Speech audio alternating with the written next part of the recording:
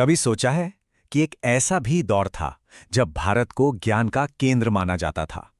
एक ऐसी शिक्षा प्रणाली जिसकी वजह से दुनिया भर के लोग यहां खींचे चले आके थे। ये सिर्फ किताबी ज्ञान नहीं था, बल्कि ये तो जीवन जीने की कला सिखाने वाली एक पूरी व्यवस्था थी। चलिए आज इसी अद्भुत प्रणाली को थोड़ा और करीब से जानते हैं। तो सवाल ये उठता है कि आखिर भारत की धरती में ऐसा क्या खास था? वो कौन सी ज्ञान की प्यास थी जो दुनिया भर के विद्वानों को हजारों मील का मुश्किल सफर तय करके यहां खींच लाती थी? चलिए इसी रहस्य से पर्दा उठाते हैं। उस समय जो यात्री यहां आते थे वो वाकई इसे आश्चर्य की भूमि कहते थे। यहाँ की संस्कृति, यहाँ का दर्शन और शिक्षा के अनोखे तरीकों की कहानियां दूर दूर तक फैली हुई थीं, और यही कहानियां दुनिया भर के ज्ञान के प्यासे लोगों को अपनी ओर खींचती थीं। अच्छा, तो हमें ये सब पता कैसे चलता है? जाहिर है उस दौर से मिले सुरागों से। वेदों जैसे प्राचीन ग्रंथ हमें इसकी फिलॉसफी के बारे में बताते हैं। पत्थर और ताड़पत्रों पर लिखे लेख इसके सबूत देते हैं। और सबसे बढ़कर उन विदेशी यात्रियों के लिखे हुए नोट्स जिन्होंने अपनी आंखों से जो कुछ देखा उसे हमेशा के लिए इतिहास में दर्ज कर लिया। तो चलिए अब इसमें थोड़ा और गहराई से उतरते हैं और देखते हैं कि इस प्राचीन प्रणाली को किस बात ने एक वर्ल्ड फेमस नॉलेज हब बना दिया था। इस पूरी प्रणाली की जो नींव थी ना, वो एक शब्द पे टिकी थी: समग्र विकास। मतलब शिक्षा का मकसद सिर्फ दिमाग में जानकारी भरना नहीं था, जैसा शायद आज हम देखते हैं, बल्कि इसका लक्ष्य था एक इंसान को हर तरह से तराशना। नैतिक रूप से, शारीरिक रूप से, आध्यात्मिक और बौद्धिक, मतलब हर पहलू से। और समग्र विकास के इस आइडिया को हम दो हिस्सों में देख सकते हैं। एक था बाहरी विकास, यानी बुद्धि को तेज करना और शरीर को स्वस्थ और मजबूत रखना। और दूसरा, जो उतना ही जरूरी था, वो था आंतरिक विकास, यानी चरित्र और आत्मा को मजबूत बनाना। तो असल में शिक्षा का फाइनल गोल एक विद्वान बनाना नहीं, बल्कि एक बेहतर इंसान बनाना था। छात्रों के अंदर विनम्रता, सच्चाई और अनुशासन जैसे गुण भरे जाते थे, ताकि वो आत्मनिर्भर बन सकें। और सबसे खास बात, उन्हें प्रकृति और हर जीव का सम्मान करना सिखाया जाता था, जो आज भी कितना जरूरी है ना? अब ये समझना बहुत जरूरी है कि उस समय शिक्षा कोई अलग थलग चीज नहीं थी, बल्कि ये रोजमर्रा की जिंदगी का एक हिस्सा थी, एक जीने का तरीका थी।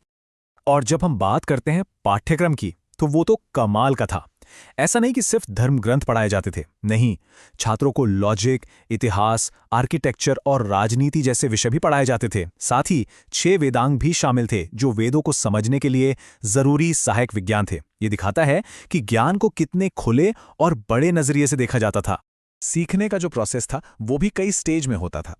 शुरुआती शिक्षा घरों और मंदिरों में, मतलब इनफॉर्मल तरीके से शुरू होती थी। फिर हायर लर्निंग के लिए छात्र विहारों और विश्वविद्यालयों में जाते थे, और पढ़ाने का तरीका वो ज्यादातर मौखिक था। मतलब छात्र सुने हुए ज्ञान को याद करते थे और फिर उस पर गहराई से सोचते और मनन करते। अब आते हैं इस प्रणाली की सबसे बुनियादी इकाई पर, गुरुकुल, और समझते हैं कि वहां गुरु शिष्य का रिश्ता आखिर होता कैसा था। देखिए, गुरुकुल सिर्फ स्कूल नहीं थे, ये तो एक तरह के रेजिडेंशियल लर्निंग सेंटर्स थे। अक्सर शहर के शोर शराबे से दूर शांत जंगलों में, जहां गुरु और शिष्य एक ही परिवार की तरह एक साथ रहते थे, साथ काम करते थे और साथ ही सीखते थे। तो फिर गुरुकुल का असली मकसद क्या था? जैसा कि ये एक विचार बताता है, पूर्ण शिक्षा प्राप्त करना, अनुशासित जीवन जीना और अपनी आंतरिक क्षमता को पहचानना। मतलब खुद के अंदर की शक्तियों को खोजना और उन्हें निखारना ही असली शिक्षा मानी जाती थी। और हाँ, ये जानना बेहद जरूरी है कि ये ज्ञान सिर्फ पुरुषों तक ही सीमित नहीं था। शुरुआती वैदिक काल में महिलाओं को भी शिक्षा के बराबर मौके मिलते थे। मैत्रेयी, गार्गी और लोपामुद्रा जैसी विदुषियां इसका जीता जागता सबूत हैं, जो अपने समय की सबसे तेज तर्रार विद्वानों में से थी। यही गुरुकुल प्रणाली धीरे धीरे बड़े बड़े संस्थानों में विकसित हुई, जो दुनिया भर में ज्ञान के लाइट हाउस बन गए।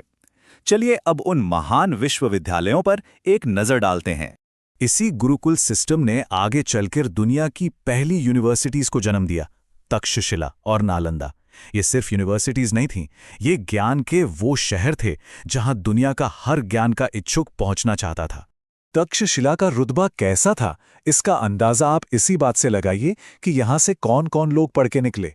महान वैयाकरण पाणिनि, जिन्होंने संस्कृत ग्रामर का लोहा मनवाया, चतुर रणनीतिकार चाणक्य, जिनका अर्थशास्त्र आज भी पढ़ा जाता है, और अपने समय के सबसे प्रसिद्ध चिकित्सक जीवक, ये सब तक्षशिला की ही देन थे। अब बात करते हैं नालंदा की।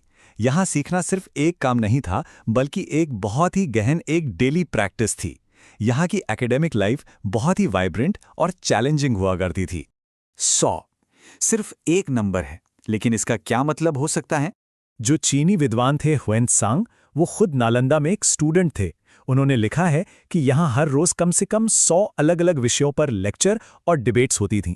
जरा सोचिए उस यूनिवर्सिटी का बौद्धिक माहौल कितना जीवंत रहा होगा। तो सवाल ये है कि ये सब आखिर संभव कैसे हुआ? इतने बड़े सिस्टम को सपोर्ट कहाँ से मिलता था? चलिए इसकी विरासत को समझते हैं।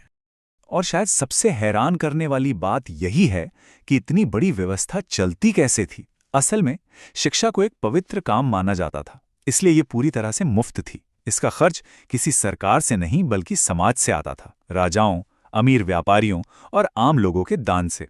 शिक्षा के लिए दिया गया दान ही सबसे बड़ा पुण्य माना जाता था, और इसी सोच ने इस प्रणाली को सदियों तक जिंदा रखा। तो कुल मिलाकर ये सिर्फ एक एजुकेशन सिस्टम नहीं था, बल्कि भारत की सांस्कृतिक जड़ों से निकला एक पूरा दर्शन था। इसका एक ही लक्ष्य था, ऐसे इंसान तैयार करना जो सिर्फ नौकरी के लिए नहीं बल्कि पूरे जीवन के लिए तैयार हो। और ये बात हमें आज के दौर में एक बहुत बड़े सवाल पर लाकर छोड़ देती है। आज जब हम मानकीकृत परीक्षाओं और ग्रेड्स पर इतना ज्यादा ध्यान देते हैं, तो क्या हम उस प्राचीन प्रणाली से कुछ सीख सकते हैं जिसका मुख्य उद्देश्य किसी व्यक्ति की आंतरिक क्षमता को पहचानना और उसे महत्व देना था?